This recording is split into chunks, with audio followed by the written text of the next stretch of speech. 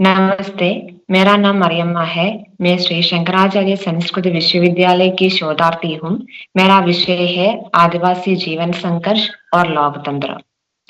आदिवासी साहित्य आदिवासी जनता के जीवन संघर्ष को अभिव्यक्त करने में माहिर है। आदिवासी विषय पर लिखा गया साहित्य तथा आदिवासियों द्वारा लिखा गया साहित्य दोनों आदिवासी साहित्य कहा जाता है। आदिवासी शब्द का मतलब आदिकाल से देश में निवास करने वाले हैं। भारत में आदिवासी लोगों को जनजातीय लोग कहा जाता है। भारत में ओडिशा, मध्य प्रदेश, छत्तीसगढ़, झारखंड, राजस्थान, मणिपुर, त्रिपुरा, मेघालय, मिजोरम, सिक्किम, नागालैंड, असम आदि देशों में आदिवासी लोग रहते हैं। यह प्रकृति को सर्वस्व मानते हैं।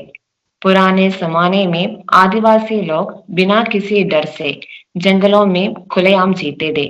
धीरे धीरे विकास का परिणाम उनके जीवन में भी नजर आने लगा। लोकतांत्रिक देश में अपनी इच्छा के अनुसार जीने से वे वंचित रह गए। आदिवासी लोगों की त्रासदियों को 21वीं सदी की हिंदी कविताओं में देखा जा सकता है। भारत में विकास होता रहता है।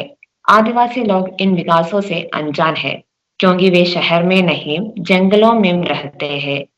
कुछ आदिवासी लोग तो विकास के रास्ते से जुट गए हैं। यह इच्छा से नहीं, मजबूरी से है। उनके पास इसके अलावा कोई रास्ता नहीं है। शहरीकरण भारत में तेजी से हो रहा है। विकास के नजरिए में यह एक अच्छी बात है। आदिवासी लोगों के लिए यह सही नहीं है। व्यवसायों के वश में आकर अधिकारी लोग भी जंगल का विनाश करने में उत्सुक है। जंगल में जो कुछ है वह सब आदिवासी लोग अपना समझते हैं। उनको विस्थापित करने का कार्य अधिकारी लोग खुद नहीं, बल्कि सौदागर के माध्यम से करता है। ये सब देखने के बाद भी मौन होकर रहने की दुस्तिथि से वे गुजर रहे हैं। इस बात को अभिव्यक्त करते हुए जोरी चावला जी सौदागर नामक कविता में कहती है, वे नाचने लगे जंगल के आदिम सौंदर्य की तेज गंध में। सौदागर आए और गाड़ दिए अपने रंगीले बोर्ड। इस तरह वे खरीदते गए सितारे, सपने, रंग, तितलियां, जुगनू और बारिश। अब उनके पास बचे हैं सिर्फ आंसू, दुख, कांटे, कीकर और पसीना, जो बेजान शब्द है सौदागरों के लिए, जिनका उनके शब्दकोशों में कोई अर्थ नहीं। आदिवासी लोग अशिक्षित तथा कूटतंत्रों से अनजान है। जो कुछ भी बोले उसे सच मानकर रहने वाले हैं। इसका फायदा उठाने का प्रयास चारों तरफ हो रहा है। अधिकारी लोग बड़ी बड़ी कंपनियों के निर्माण के लिए उनसे जमीन अपना लेते हैं। उसके बदले कम रकम का थोड़ा सा जमीन दी जाती है। इसके पीछे होने वाली सच्चाई वे लोग धीरे धीरे जानते हैं, और तब सब कुछ हाथ से छूट गया होगा। इस पर सवाल उड़ाते हुए नीलेश रघुवंशी विरोध में बारिश नामक कविता में कहती है, क्यों, जब धूल कभी भी किसी भी समय आ सकती है, तो भला बारिश क्यों नहीं आ सकती कभी भी किसी भी समय। यह कवयित्री ने नेताओं के कुकर्म को धूल से तथा जनता के विरोध को बारिश से उपमित कर दिया है। डर के कारण जनता उनके विरुद्ध कुछ नहीं कहती है। यदि कुछ कहें तो जीवन भी नष्ट होने की संभावना है। अधिकारी लोग सशक्त हैं, उनके पास धन और अधिकार दोनों है। वे किसी से नहीं डरते हैं। जनता की सेवा करने के बदले उन्हें डराकर अपनी स्वार्थ पूर्ति करने में नेतागण लगे हुए हैं।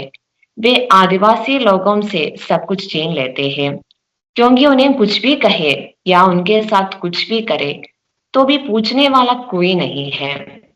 आदिवासी लोगों के दुख व्यक्त करते हुए राजकुमार कुंभर जी अपनी केवल जान में कहते हैं, सारा जंगल उनका, अपना केवल तिनका, सारी बस्ती उन लोगों की, अपनी केवल जान।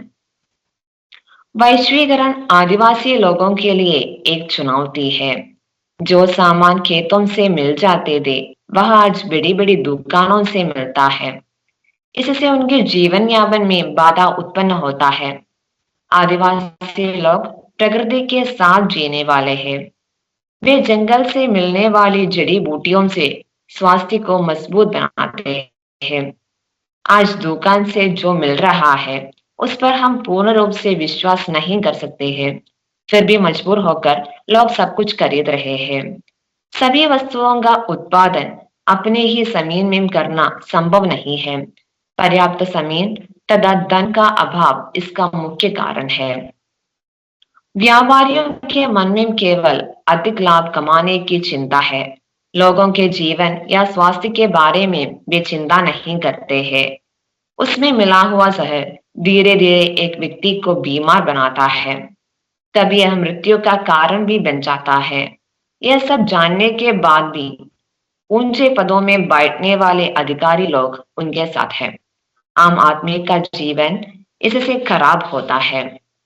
पुराने जमाने में आदिवासी लोग अपने आसपास के गांवों में जंगल का कच्चा माल लेकर जाते थे। अब वहां जंगल और आदिवासी लोग नहीं है। उसके स्थान पर बड़े बड़े शहरों का निर्माण हुआ है।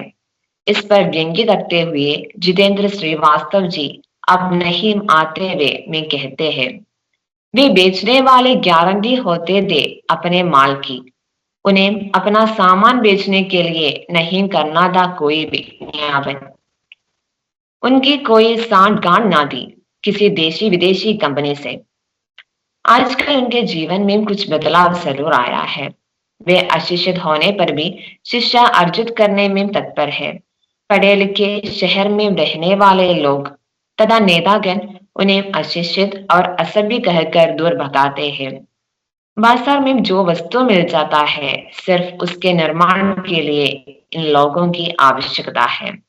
इसकी ओर इशारा करते हुए सभ्यता और संस्कृति कविता में भगवत रावत कहते हैं, पिछड़े हुए लोग सभ्य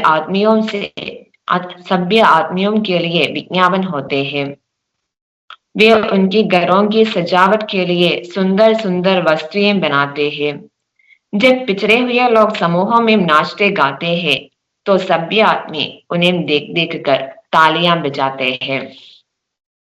संस्कृति आदिवासियों के हाथों में सुरक्षित रहती है, साथ ही साथ प्रकृति भी।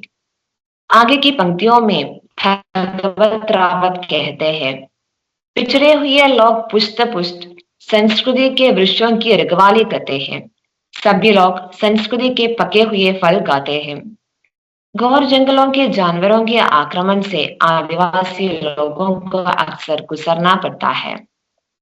इसमें बहुत सारे लोगों का जीवन नष्ट होता है। बेचारे लोग मदद के लिए नेताओं के पास जाते हैं, तो वे अपने झूठे वादों से राहत देते हैं। मासूम लोग उन पर विश्वास करते हैं। वास्तव में नेतागण अपनी आवश्यकताओं को प्रमुखता देते हैं और आदिवासी लोगों को भूल जाते हैं। चंद्रकांत देवताले जी की कविता पत्थर फेंक रहा हूं में आदिवासी लोगों की निसहाय स्थिति का अंकन है।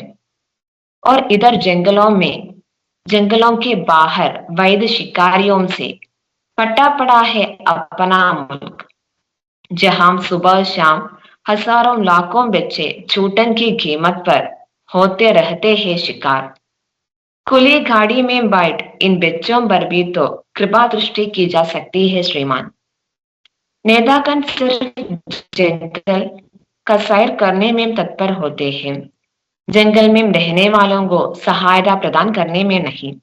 उनके दुख दर्द समझने के लिए कोई भी नहीं है। आदिवासी कहकर उन्हें पुकारने की जरूरत नहीं है। वे भी हमारे जैसे मनुष्य है।